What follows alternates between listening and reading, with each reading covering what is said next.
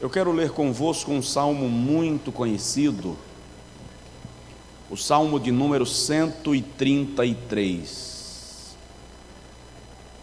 Salmo de número 133.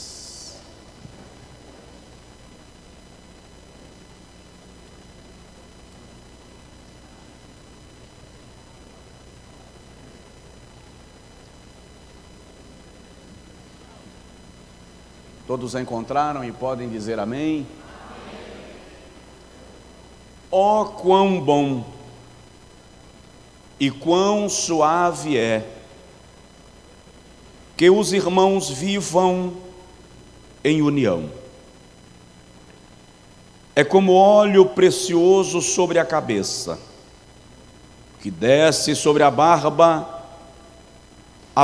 de Arão, e que desce a orla das suas vestes, como o orvalho do Hermon, que desce sobre os montes de Sião, porque ali o Senhor ordena a bênção e a vida para sempre. Quem pode dizer graças a Deus? Dá uma olhada no seu vizinho e diz para ele assim: dá glória a Deus, aqui é de graça, tá? Meus amados, hoje à tarde, na verdade ontem à noite, quando eu pedi a Deus uma palavra para compartilhar com os irmãos aqui, veio-me ao coração o Salmo 133. E hoje à tarde eu parei para refletir um pouquinho e até para observar alguns rabiscos que eu tenho sobre este salmo, para falar nesta noite sobre o poder da comunhão. Nós estamos num culto de celebração da ceia do Senhor. Confirma o nosso relacionamento com Cristo e com o seu sacrifício, mas também com o seu corpo, que é a sua igreja. Amém? O salmo de número 133 é um salmo de Davi. Segundo Agostinho, foi o salmo mais entoado pelos judeus no período pós-cativeiro babilônico, visto que a nação foi espalhada por diversas províncias do império, e agora de volta para a sua terra não havia mais aquela paixão pela pátria, nem o convívio próximo com os irmãos de sangue. Então os líderes de Israel passaram a entoar esse salmo para conscientizarem os filhos de Judá de que a nação só seria forte e só evitaria um novo cativeiro se desenvolvessem a prática do convívio fraternal, da união espiritual, e entendiam que o instrumento mais poderoso para promover esta união era o culto. Nas palavras também de Santo Agostinho, este salmo é um salmo messiânico. O sacerdote representa Cristo. A barba, nas palavras do citado pensador, representa a igreja primitiva, e as vestes representam a igreja que se segue ao longo da sua história, fazendo-nos perceber, portanto, que esta união ou comunhão anelada pelo salmista neste salmo se aplica à igreja no seu convívio espiritual e fraternal, para fazer valer inclusive a oração do Senhor Jesus, registrada no Evangelho segundo João, capítulo 17, quando Jesus pede ao Pai que nós, a sua igreja, vivamos em unidade. Num dos versículos de João 17, Jesus diz assim: para que eles sejam um, como eu e o Senhor somos um.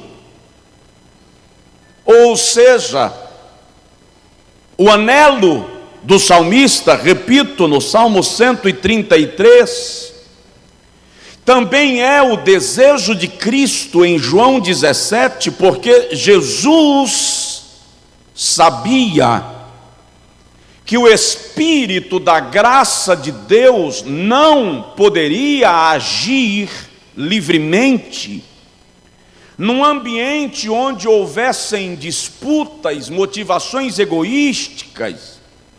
A igreja, portanto, deveria, na oração de Jesus, e deve na prática da vida cristã, investir em comunhão, em unidade, em relação fraternal, para que o nome do Pai seja glorificado. Aliás, o Mestre está deixando muito claro que o que nos caracteriza como cristãos não é a quantidade de línguas estranhas que falamos, a variedade de manifestações de dons espirituais, sequer o tamanho da Bíblia que carregamos ou a placa denominacional que nos identifica.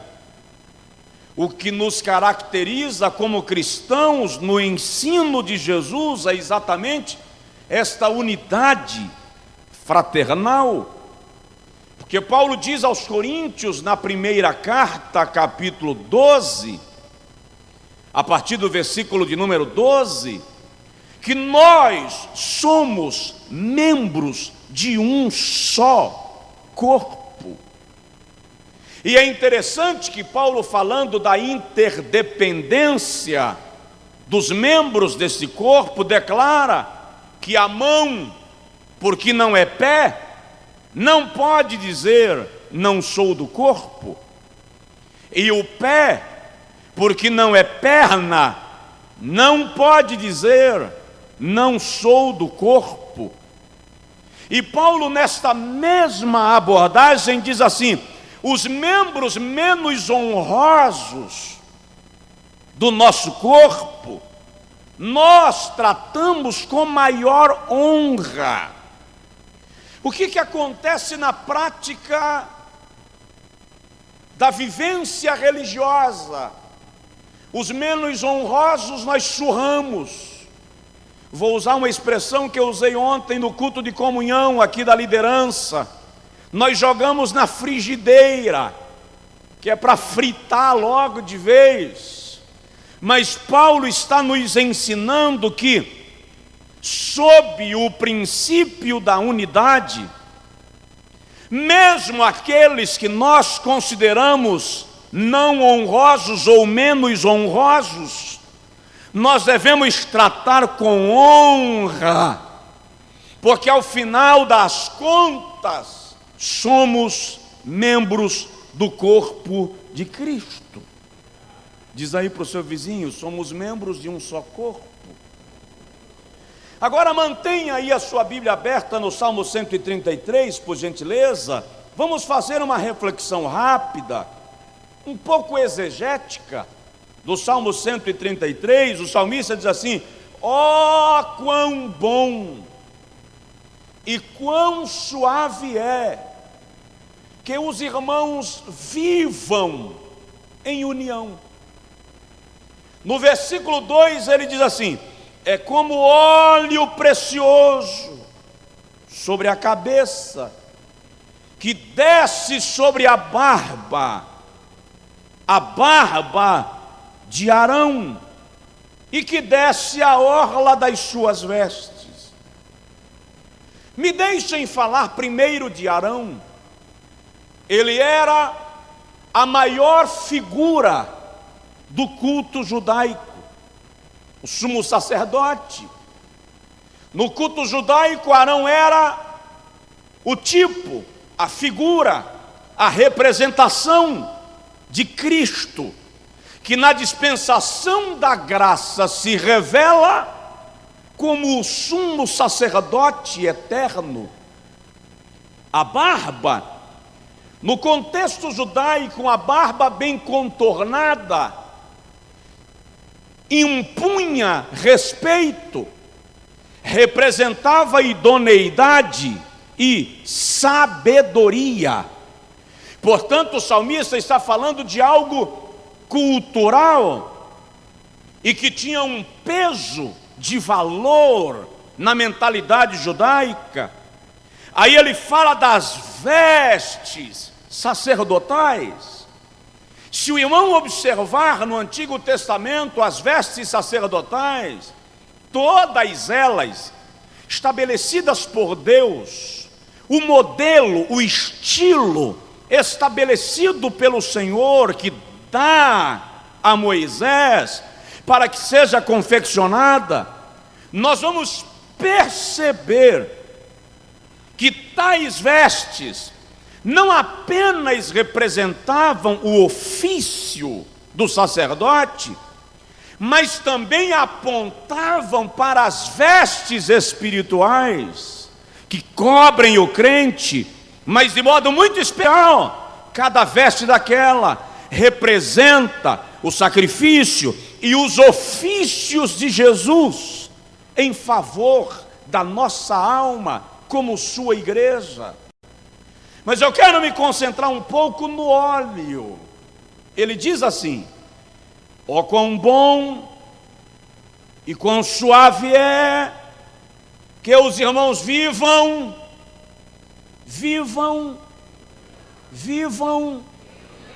não é em união, é em união. Diz aí para o seu vizinho: não é união, é união. Aí ele diz assim, o salmista faz dois paralelos sobre o poder desta união. Ele faz dois paralelos sobre o poder desta relação fraternal entre irmãos. Primeiro, ele diz que a união é como o óleo precioso. Diga comigo, óleo precioso. Depois ele diz que a união é como o orvalho do irmão. Diz comigo, o orvalho do irmão. Veja que há um paralelo. Ele faz uma comparação da união com o óleo e com o orvalho do irmão. E este óleo aqui não era um óleo qualquer.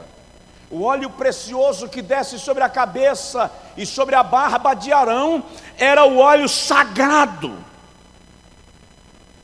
Israel, na tiragem das olivas, dividia o óleo em três classificações. A primeira tiragem do óleo, que era um óleo de cor dourada e o mais precioso, era usado no serviço sagrado no templo. A segunda tiragem era comercializada. E a terceira tiragem era usada no serviço doméstico. Quando o salmista está falando do óleo precioso, ele está falando dessa primeira tiragem, do óleo sagrado. Mas vamos lá. União é como óleo precioso. Diz aí para o seu vizinho, união é como óleo precioso. Não, fala com força assim, fala de verdade. União é como óleo precioso. Então vamos ver no que a união pesa na nossa vida espiritual. Vamos ver no que a nossa relação fraternal e espiritual pesa quando se faz o paralelo do óleo. Quando você lê o livro do Levítico, dos sacrifícios levíticos, no capítulo 8, versículos de números 10 ao versículo de número 13, a Bíblia relata que quando Moisés foi ungir Arão para o sacerdócio, os seus filhos, os utensílios sagrados.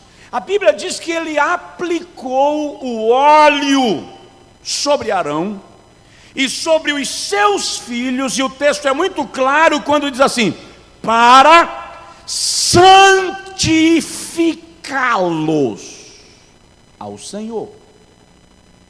Ou seja, este óleo precioso, olha a última palavra aí, ó, para santificá-lo. Esse é o versículo 12. Se lermos o 13 e 14, vamos observar que o mesmo se faz com os filhos de Arão e com os utensílios sagrados. Ou seja, este óleo precioso tornava algo comum santificado para Deus. Você me entendeu? Eu vou repetir. O óleo precioso tornava algo comum santificado para Deus. E se a comunhão, se a união é como óleo precioso, significa dizer que a nossa santificação está intrinsecamente relacionada com a comunhão que temos com os nossos irmãos. Significa dizer que eu não posso esbanjar a santificação, que eu não posso ostentar a santificação, se no meu coração existem disputas, se no meu coração existem partidarismos, se no meu coração existe desunião. Você entendeu? Diz que entendeu. O óleo precioso torna algo comum consagrado para Deus.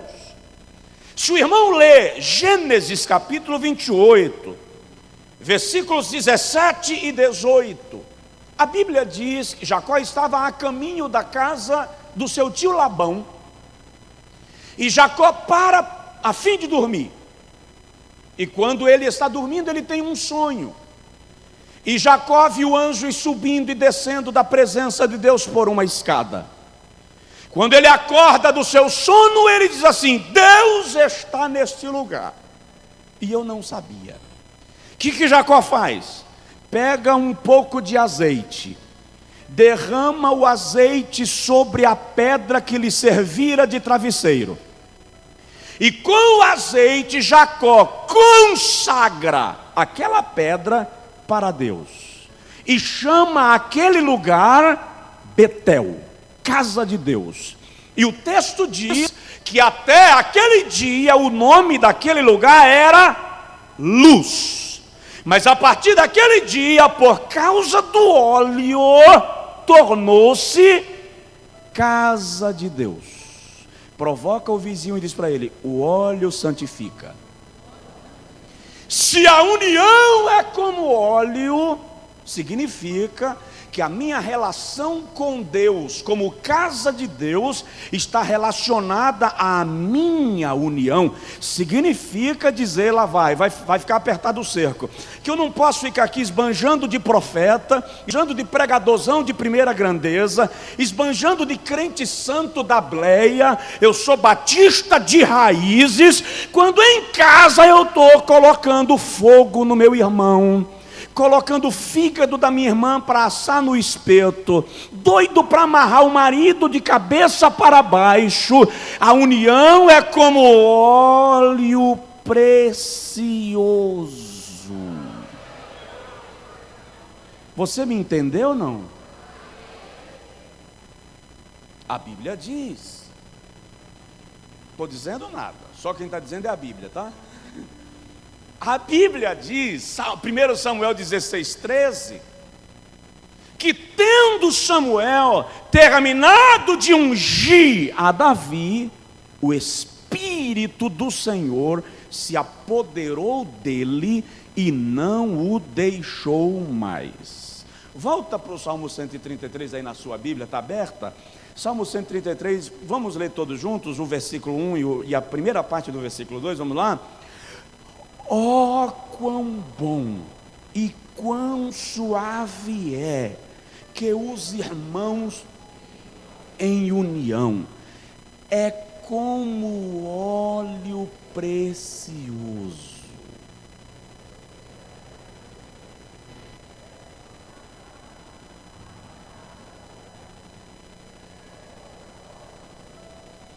Você já viu como a Bíblia lá em cima abre um leque e cá embaixo fecha, que é para você não ter para onde escapar? Se a união é como óleo, e o óleo tem o poder de santificar pessoas e coisas para Deus, significa que a minha santidade está relacionada com a comunhão que eu tenho com os irmãos. Vamos mais um pouquinho. Ainda Levítico, agora vamos para o capítulo 14.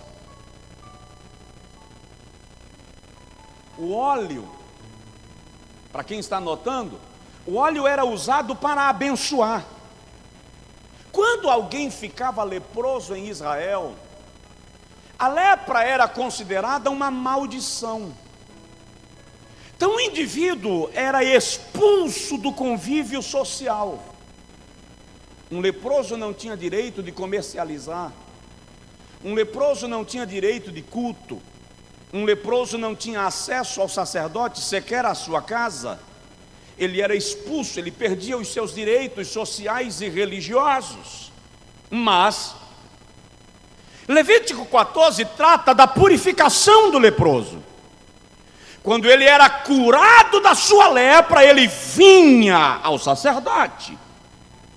O sacerdote imolava um cordeiro, e o sangue do cordeiro, o sacerdote molhava a ponta do dedo e aplicava o sangue do cordeiro na ponta da orelha direita do leproso, do antigo leproso. Aplicava o sangue no polegar da mão direita do leproso, aplicava o sangue no polegar do pé direito do leproso, e o que restasse do sangue ele espargia para purificar o leproso da sua lepra. Diga comigo, o sangue purifica. Diz para o seu vizinho, o sangue purifica. Depois que o sacerdote aplicava o sangue, aí ele pegava o azeite e fazia da mesma forma, molhava a ponta do dedo no vaso de azeite, na vasilha de azeite, de óleo, e aplicava o óleo na ponta da orelha direita do leproso. Aplicava o óleo no polegar da mão direita do leproso.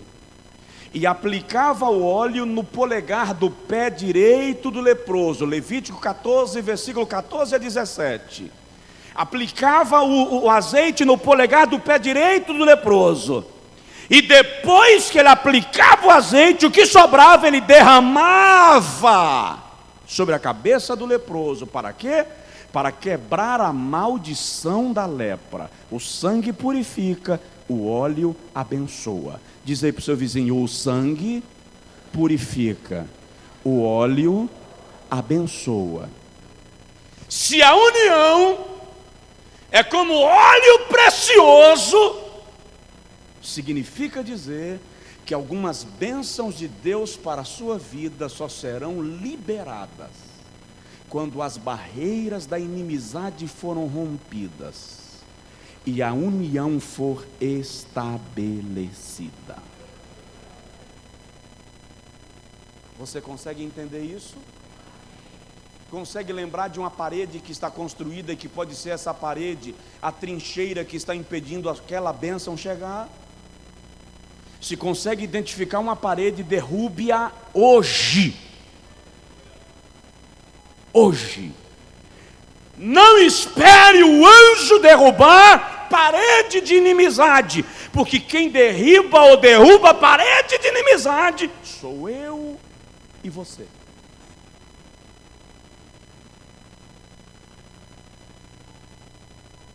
Diga comigo, é como óleo precioso, a união. Bonitinho o salmo, né?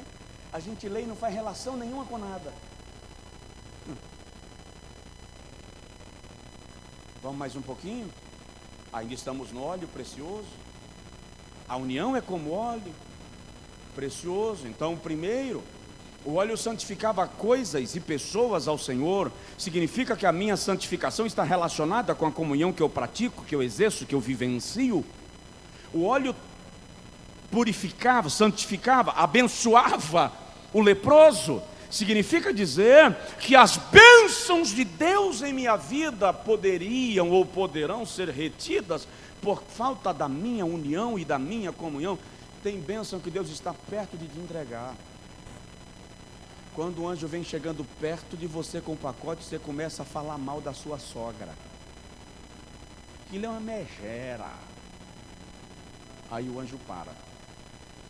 Não, e o sogro até presta um pouquinho, se bem que... E aquela cunhada? Aí o anjo vai recuando. Você estabeleceu barreiras. Depois fica dizendo, por que eu estou orando e o Senhor não me abençoa? Por que eu estou ofertando e a bênção não chega? Por que eu estou semeando e Deus não cumpre em mim a sua promessa? Algumas barreiras, alguns princípios precisam ser seguidos. Algumas barreiras precisam ser derrubadas. Comece a lançá-las por terra hoje. E ninguém vai reter a bênção de Deus que está na sua vida, em nome de Jesus.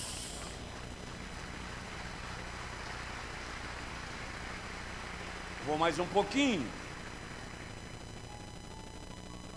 Diga comigo, é como óleo precioso. Pode ir mais? Então tá.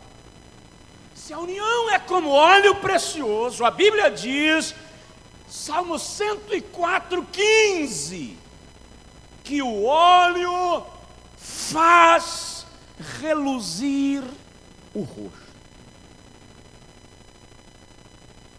O óleo também era usado com função estética em Israel. Rejuvenescia o rosto, o semblante cansado. Já percebeu que quando você está irritado, querendo morder cabeça de cobra? Peguei pesado agora, né? Quando você está querendo morder cabeça de cobra, o seu semblante trava. O seu olhar fica baixo.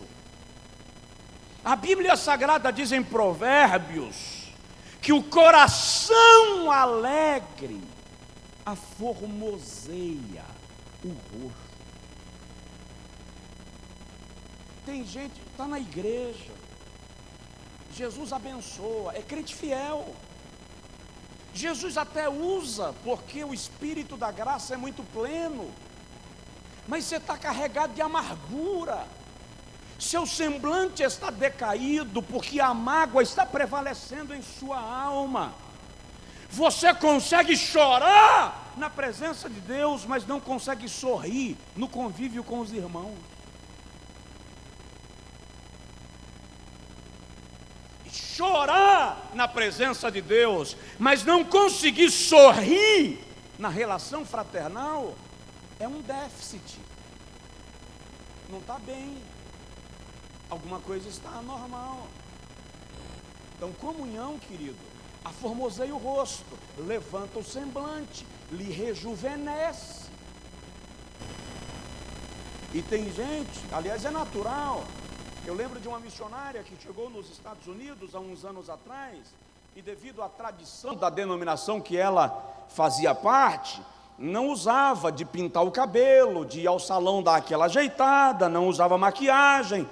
E um dia as vizinhas do condomínio fizeram uma reunião, e uma delas, psicóloga, veio para a reunião, porque elas entenderam que aquela irmã seria uma suicida em potencial. Ela estava em depressão. Por que vocês acham que eu estou em depressão? Porque você não se cuida, você está largada, você está abandonada. E as pessoas, quando não estão bem, normalmente se largam, se abandonam. Não, é uma questão cultural. Mas agora vamos trazer para cá, quando você está mal, o seu rosto não disfarça. Você tem um aldol aqui, que não finge quando você está mal. Você até faz assim, tudo bem, menina. mas o seu rosto lhe nega o sorriso. Os seus olhos dizem que você não riu, porque você não está legal, porque você está péssimo, porque em casa, o teto da casa está desabando. Em nome de Jesus, a união é como óleo precioso. Ele levanta teu semblante. Diz aí para o seu vizinho: a união levanta teu semblante. Você já viu eu vou usar o termo da forma mais carinhosa possível, tá, senhoras? Por favor. Já viu aquelas velhinhas de 70 anos, de 68, de 80? Ó.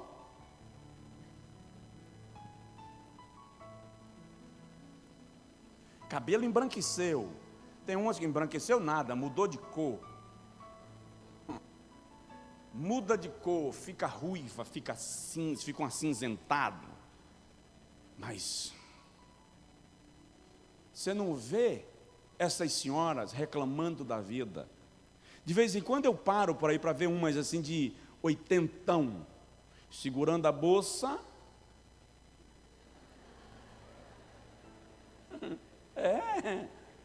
De bem com a vida. Essa semana eu saí daqui do escritório, o Johnny estava comigo, saindo para o almoço, e nós passamos por um senhor, que ele deve ter aí seus 75, seus 78 anos, caminhando na calçada aqui na Marictéria, esbelto, tá? Cabelo todo branquinho, calça jeans, tênis, ó.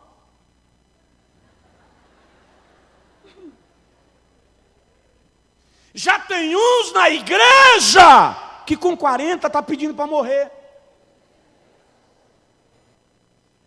Com 50 está pedindo a bengala.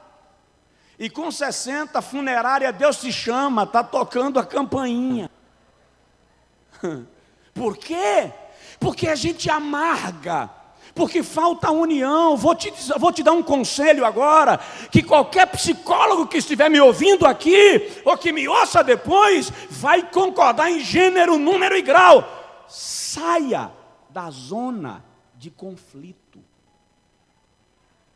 Viva em comunhão. Tenha união. Rejuvenesce. Diga comigo: é como óleo precioso. Eu tenho que parar. Eu tenho que parar. Diz aí para o seu vizinho: é como óleo precioso. Agora diz para o vizinho assim: resolve aquele negócio lá que você está ficando mal.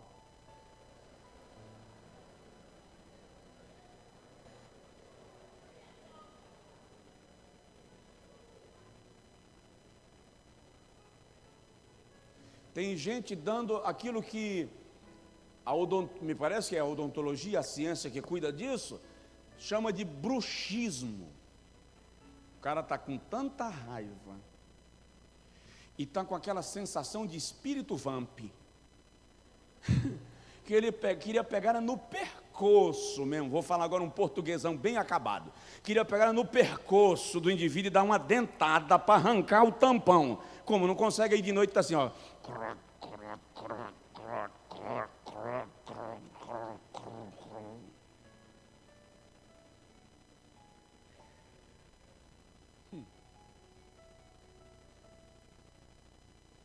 Coloca o dedo de leve no irmão do seu lado, de leve, e diz assim: é como óleo precioso. Deixa eu falar só mais uma coisa do óleo, para a gente falar do orvalho de Hermon e participarmos da ceia.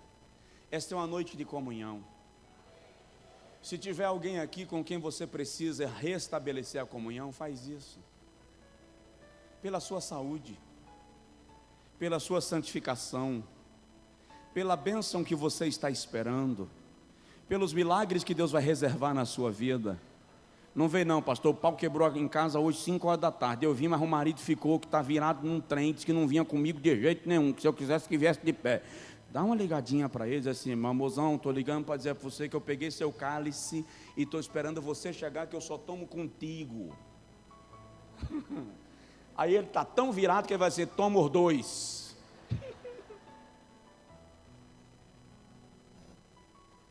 O óleo é como óleo precioso. Deixa eu ver onde é que está a parábola do bom samaritano, se é Lucas capítulo 10. Me parece que é. E aí eu quero falar o seguinte: a união é como óleo precioso, 10:25 de Lucas.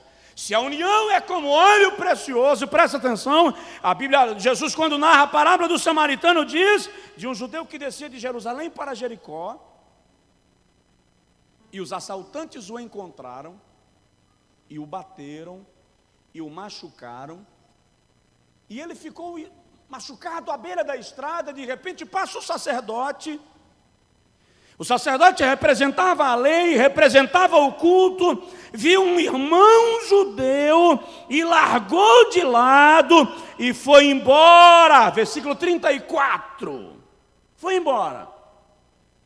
Aí passa o levita, que representava a liturgia, representava o sacrifício, vê um irmão judeu ferido, larga e vai embora.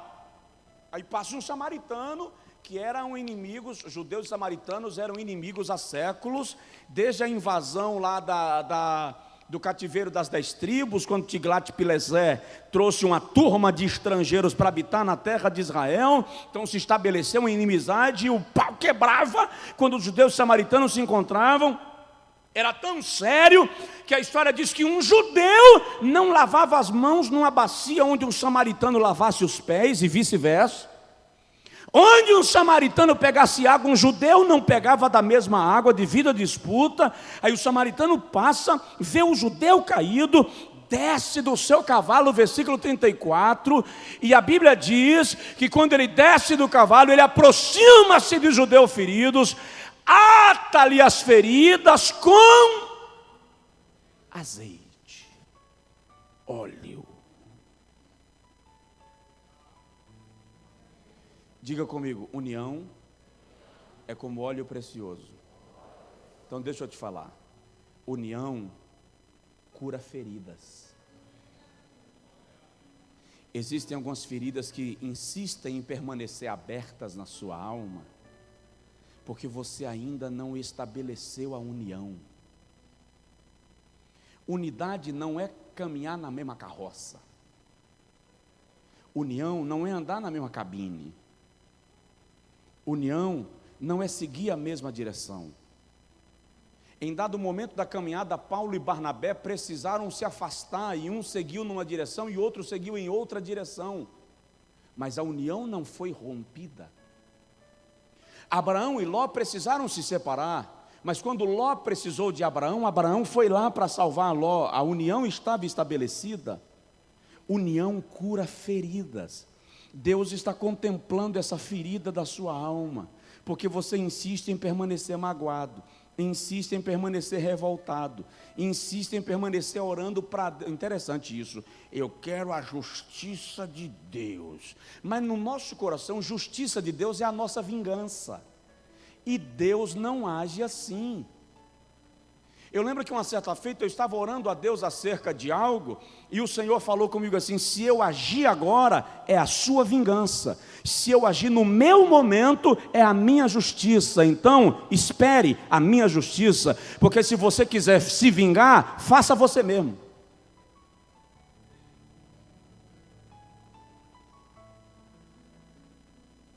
Então a gente fica, eu quero é a justiça divina, e torcendo para o cara quebrar a perna. Eu quero a justiça divina, e torcendo para descobrir que ele entrou debaixo de um caminhão e morreu. Aí, ó, Deus pesou a mão. Para com isso, libera teu coração, caminha com a alma leve, se livra dessa carga. Jesus não te deu esse fardo, o bálsamo da graça, o óleo precioso está sendo derramado sobre a sua vida, para curar as feridas da sua alma. Oh, aleluia!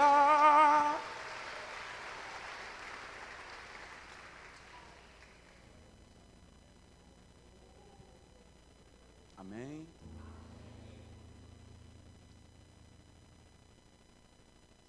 Tem caba maltratando a mulher porque se decepcionou com a mãe, maltratando a esposa porque viu o pai fazer.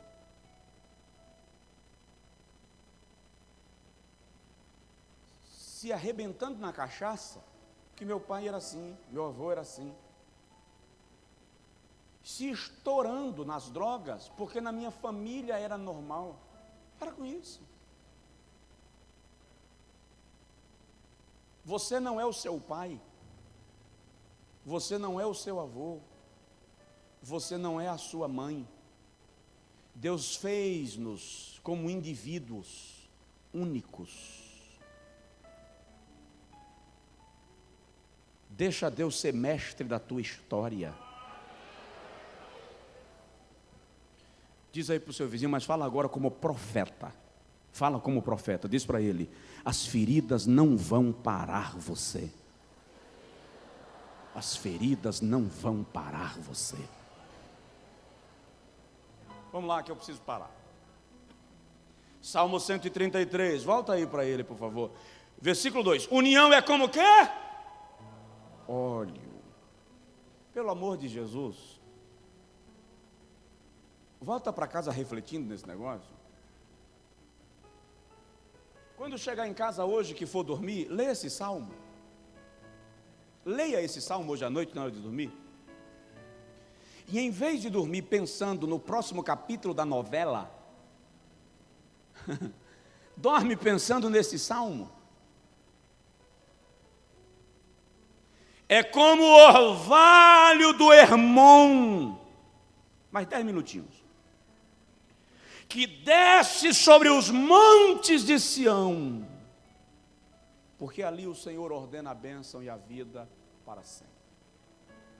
Irmão, o Monte Hermon é um dos mais belos da geografia bíblica. Fica no território da Síria, 2.800 e alguns metros de altitude, acima do nível do mar. Ele pode ser visto, ou na época que o Salmo foi escrito, ele poderia ser visto de qualquer parte da Palestina, devido à sua altitude. E é interessante que o Monte Hermon, vocês estão me ouvindo bem? Aqui na direita está me ouvindo bem? Olha que coisa linda, veja como Deus é charmoso e extraordinário. Aqui na esquerda está me ouvindo bem?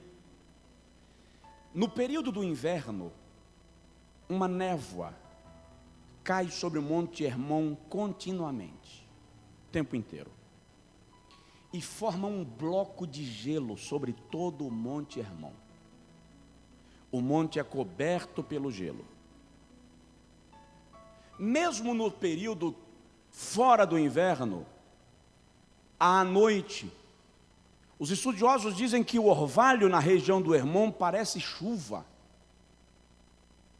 Quando o inverno passa e o sol brilha, se percebe que sobre o Monte Hermon foi formado um bloco de gelo. E quando os raios solares batem no Monte Hermon, aquele monte de gelo, como um espelho, aquele bloco de gelo, como um espelho, reflete toda a paisagem ao redor dele. Só que, à medida que o sol aquece, o gelo começa a dissolver e forma centenas de córregos. E aqueles córregos são a principal fonte de alimentação do Rio Jordão. Presta atenção nisso. Quando nós vivemos crises em nossa vida, tende-se a um bloco de gelo cobrir a nossa alma, as nossas emoções. Nós nos armamos. Não estou para ninguém, fechado para balanço. Só que quando o sol da justiça começa a aquecer a sua alma, à medida que você vai se aproximando do calor do amor de Cristo, esse gelo vai se dissolvendo. E em vez de maldição, ele vai se transformando em córregos de bênção, que vai abençoar outras vidas. Presta atenção nisso, as tuas experiências amargas não são para te tornar mais feio.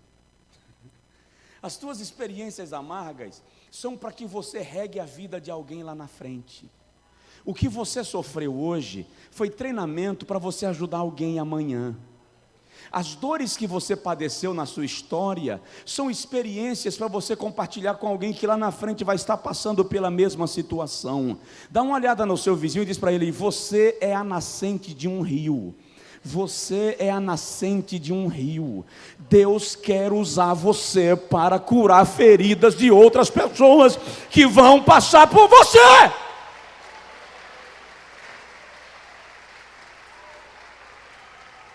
Mas se você não entender isso, você não deixa o gelo dissolver, e em vez de abençoar alguém, você fica ferindo pessoas que não tem nada a ver com a tua dor. Porque você foi ferido, então você acha que todo mundo pode ser. Mas Deus está querendo transformar a tua dor em córrego de bênção para socorrer alguém. Agora vamos lá. Deixa eu citar 3 referências para a gente concluir. Deuteronômio capítulo 3, versículo 8. Deuteronômio capítulo 4, versículo 4 e versículo 48. Josué capítulo 11, versículo 17. E Josué capítulo 12, versículo 1. Citam a mesma coisa, só que de regiões diferentes. Quando esses escritores estão falando da conquista da terra prometida, ele diz assim: foi conquistada até Hermon. Era uma extremidade. O que isso significa? União é como o orvalho do Hermon. Diga comigo, como o orvalho do Hermon. Fala com vontade, vamos lá. Como o orvalho do Hermon. Sabe o que isso significa? Se Hermon é o monte da conquista, o monte em que Israel concluiu as suas conquistas da terra, olha para cá, não importa o que você conquista, você passou no vestibular, você fez a sua pós-graduação, conseguiu o seu mestrado, fez o seu doutorado, comprou o carro dos seus sonhos, conseguiu o emprego que você desejava, comprou a casa que você sonhava, mas se não há união, nenhuma conquista valeu a pena.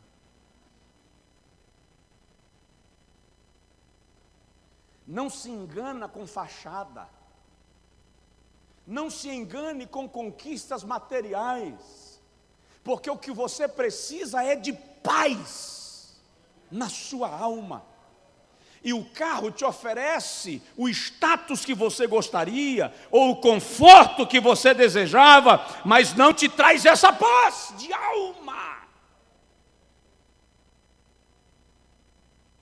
Suas conquistas só serão plenas se você chegar ao orvalho do Hermon. União é como o orvalho do Hermon. Você me entendeu? Diz amém. Digo mais, Salmo 89, 12. A Bíblia diz que, eu não lembro o nome do primeiro monte que está lá no Salmo 89, 12, mas cita que o monte Hermon jubila diante da grandeza de Deus. O norte e o sul tu os criaste, o Tabor e o Hermon regozijam-se em teu nome. Sabe o que significa dizer? Na tradição, numa interpretação, numa exegese mais próxima do texto original, a ideia é de que o monte Hermon é um monte de festa, de celebração, de júbilo. Ou seja, enquanto você não alcançar o orvalho do Hermon, você tem todas as razões para festejar. Você faz aniversário de 15 anos, festeja bodas de prata de alguma coisa, celebra boda de ouro de outra coisa, mas a sua festa tem data marcada e hora para terminar. Mas quando você conquista o orvalho de Hermon, quando você está em união e em comunhão, a festa não acaba. Não precisa bolo, não precisa data especial, não precisa de convidado, porque você é uma festa. Dá um toque de leve no seu vizinho e diz para ele: você pode ser uma festa. Tem gente que só consegue fazer festa quando tem visita, quando é aniversário do pai, aniversário da mãe, aniversário de casamento. Eu lembro agora da irmã aeromoça, desembarcou da aeronave onde estava trabalhando, passou numa floricultura, pediu o taxista para na floricultura, passou na floricultura, entrou e pediu um buquê. Aí o vendedor perguntou: parabéns, para quem um buquê? Para seu marido? Não, não sou casada. Para quem seria um buquê tão lindo? Para o noivo? Não, não sou noiva. Meu Deus do céu, como você? É para o namorado? Não, não tenho namorado. Você está comprando um buquê para quem? Para mim. Estou me dando um buquê. Querido, quando você chega em Hermon, você não precisa do namorado, da namorada, do marido, da esposa, para ser uma festa. Você é uma festa, porque você está debaixo do orvalho do Hermon. Aí quem chegar é só para fazer parte da festa, é só para celebrar com você. Então, em nome de Jesus, trabalhe em sua alma a união. Dá para dizer amém? Dá uma olhadinha no seu vizinho e diz para ele assim: não dê a ninguém a missão de lhe tornar feliz. Essa missão é sua.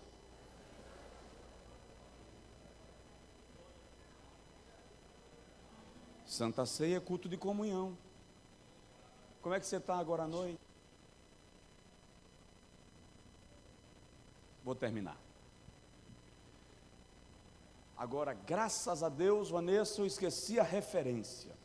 Mas vamos lá para Cantares, capítulo de número 3, eu acho, versículo de número 8, talvez, não é glória a Jesus, mas é o 4, versículo 8. Cantares 4, versículo 8. Cantares é o livro romântico da Bíblia.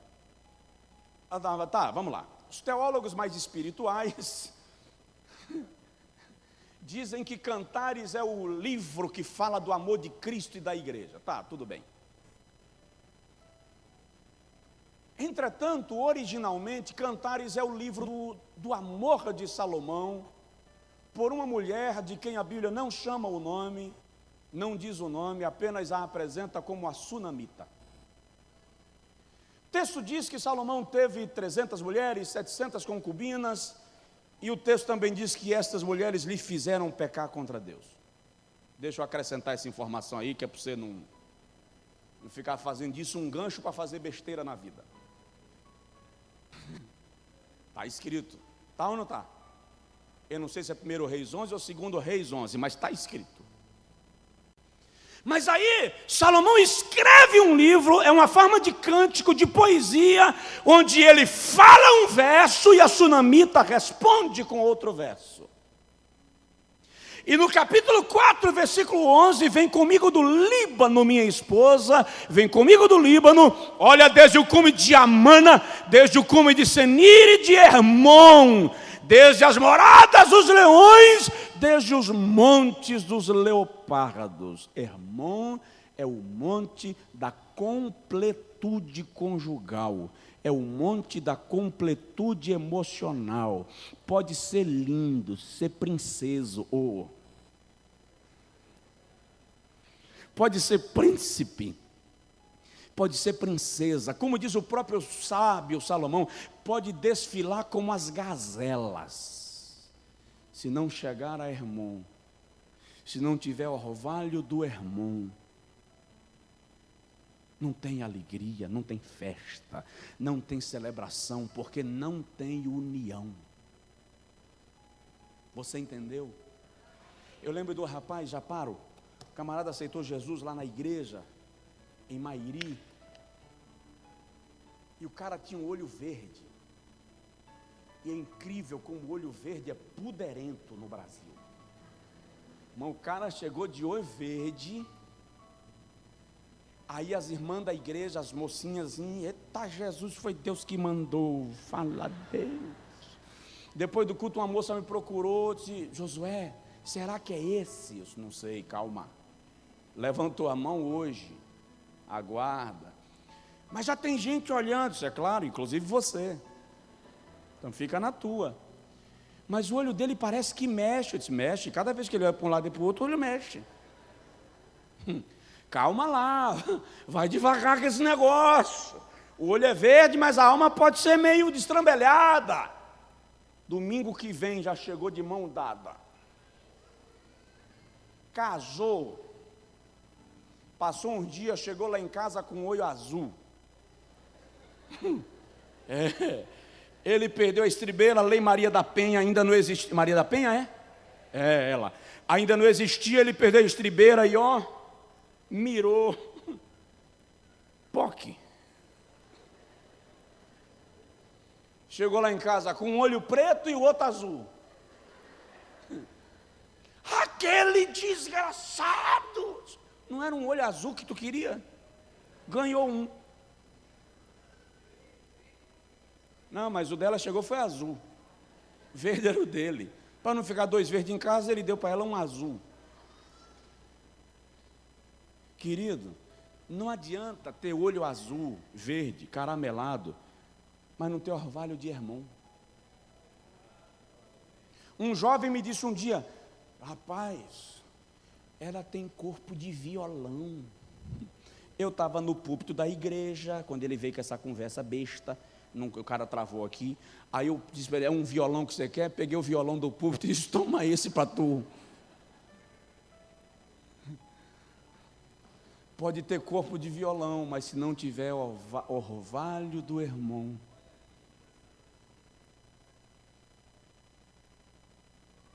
está ruim.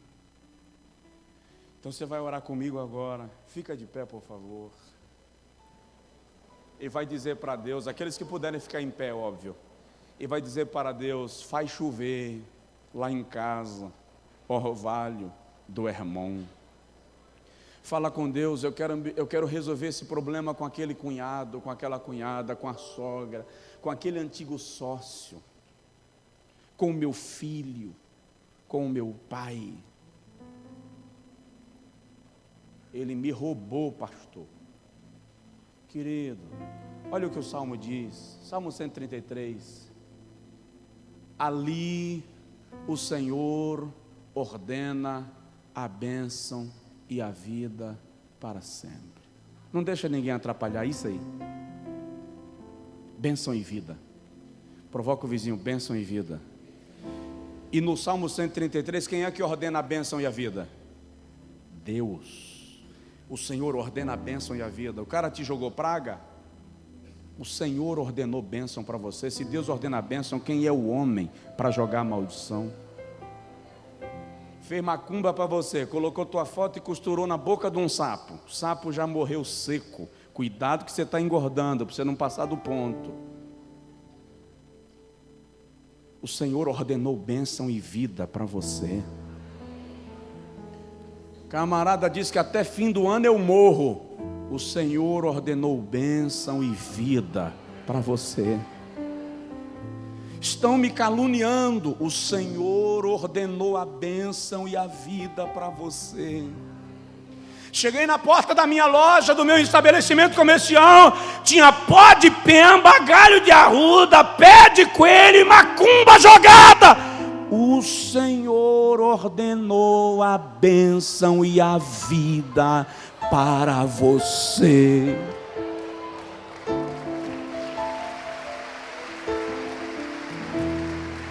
Meu pai, minha mãe me disse que eu vou ser um fracasso porque eu sou a ovelha negra da família. O Senhor ordena a vida e a bênção para você. Declare agora assim, em nome de Jesus. Fala com força, em nome de Jesus. Ninguém vai me fazer dar errado.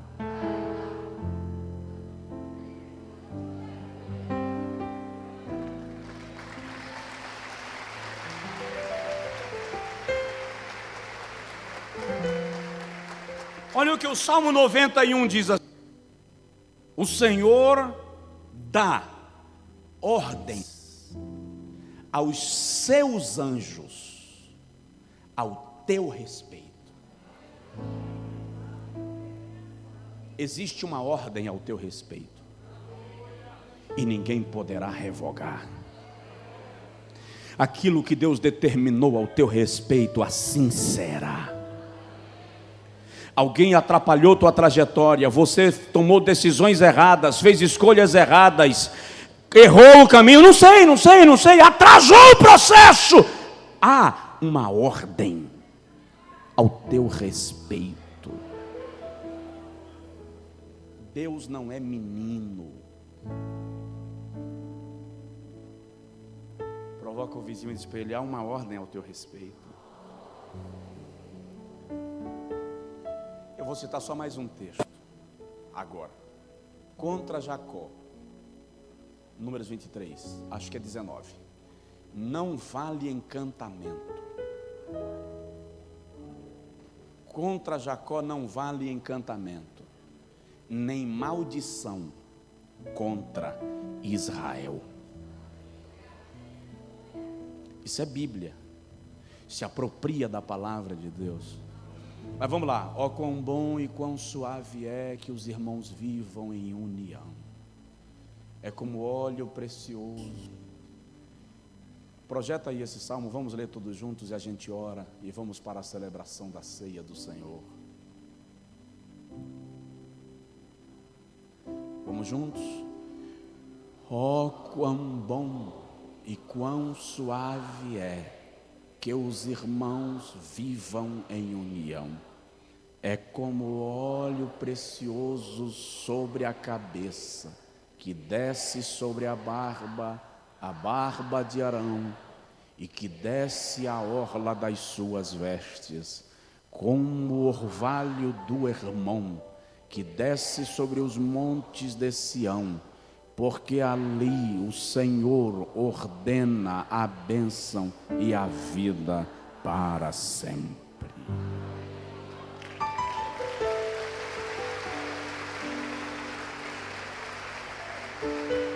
Pai, em nome de Jesus, aplica a tua palavra em nosso coração. Quebra toda barreira de inimizade, disputa, porfia, que exista no coração de alguém aqui nesta noite. Toda mágoa, toda ferida, a espada que está cravada, tira tudo isto, Senhor. Derrama o bálsamo precioso, derrama o óleo precioso. Acaba com a nossa hipocrisia, Senhor. A gente fica pregando amor, mas vivendo com mágoa no coração, com amargura. Desmancha esta escravidão, como diz o salmista, ele clama dizendo: tira minha alma da prisão. Tem almas aqui que estão presas, Senhor, presas pelas mágoas, presas pelas frustrações, presas pelas decepções. Cura, livra, faz chover o orvalho do Hermon na alma deste homem, desta mulher, deste senhor, desta senhora, deste jovem, desta moça, desta criança. Palavras amargas, Senhor, macularam a alma desta pessoa. Palavras duras traspassaram o seu coração, mas o orvalho do Senhor está caindo como chuva sobre cada vida. Cura, ó Pai, em nome de Jesus. Amém.